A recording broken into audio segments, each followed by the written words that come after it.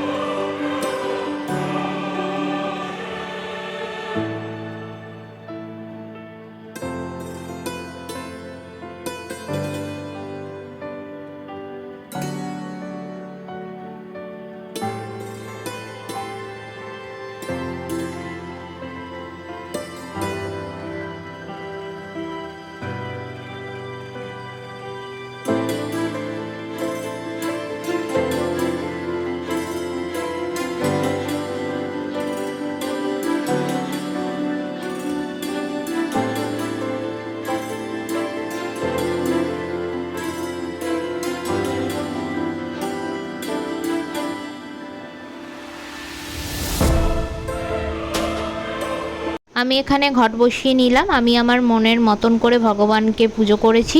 আর কি জানো তো, তোমরা নিজের মন থেকে যে কোনোভাবে ভগবানের পুজো করো, ভগবান কিন্তু তাতেই সন্তুষ্টি হয়।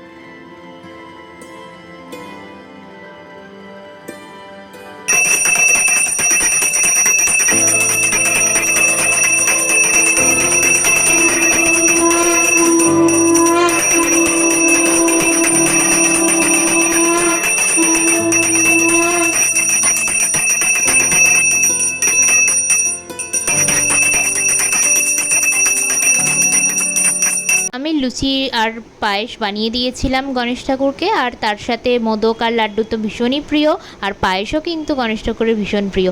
আর তারপরে এখানে আমি পুজো করার পরে এখানে আরতিও করে নিলাম। তারপরে মা এখানে একটু গুরুর নাম নিয়ে নিল। তারপরে এখানে পুজো সমাপ্তের পরে আমি চাল প্রসাদ মেখে নিলাম। তারপরে পাড়ায় আমি প্রসাদ বিতরণ করে নিজেও একটুখানি প্রসাদ গ্রহণ করলাম। আর আজকের ব্লগটা এই পর্যন্ত। ভালো লাগে তোমরা অবশ্যই একটা লাইক করে দিও। তোমাদের সাথে দেখা হচ্ছে আবার খুব শীঘ্রই। ততক্ষণের জন্য বাই বাই।